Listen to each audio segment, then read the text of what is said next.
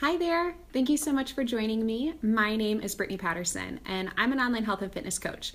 But today I'm coming to you just as a wife.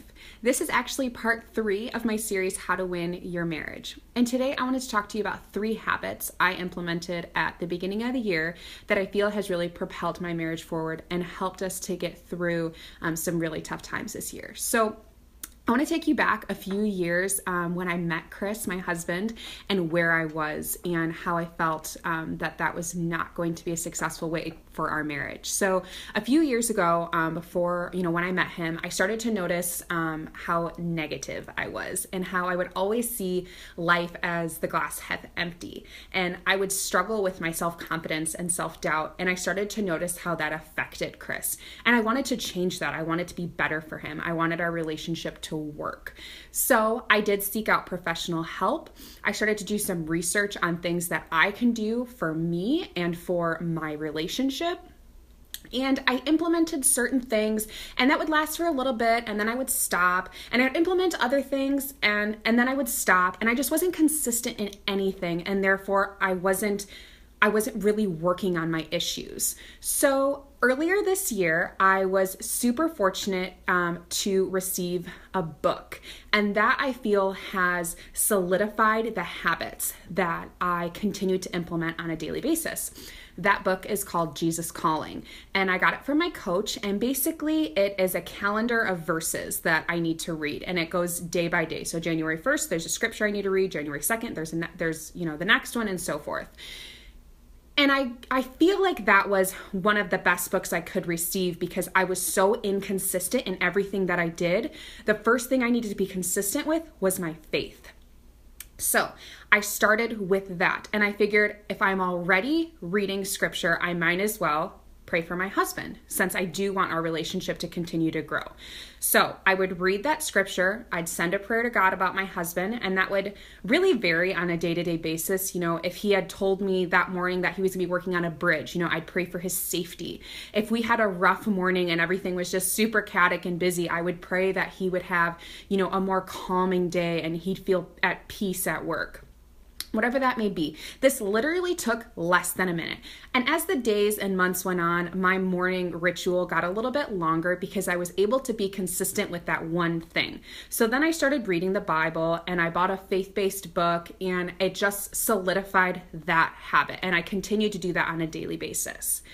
The next thing I do every single day is I thank Chris.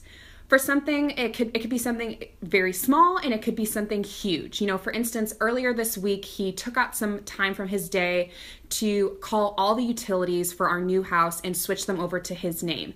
And that to me was a huge deal, so I thanked him for that. It could be something super small as just starting the dishwasher. But I thank him every single day. And that puts, my thankfulness and my gratitude at the forefront of my mind. And it also puts my marriage at the forefront of my mind. So I'm not only seeing life, as the glass half full, but I'm also very positive when I think about my marriage and I think about my husband. And the third thing that I do is probably one of the harder things that I do, and that takes a little bit more time, is I spend time on me. And this is so hard for so many people to do, especially women, because we are constantly pouring into other people and we're constantly taking care of everything and everybody, that at the end of the day, we are completely spent. We have zero energy left. We have zero, coffee to pour from our cup. It's just, we are completely done.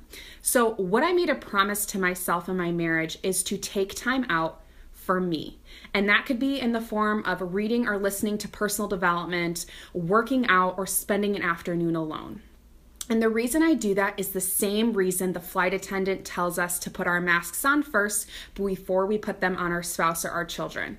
Because we cannot give the energy and the patience and the love and the gratitude towards anyone else before we give it to ourselves. So I do spend time on myself, and I do that every day because I want me to be healthier and happier and more grateful, and I want my marriage to be happier and healthier and more grateful for each other.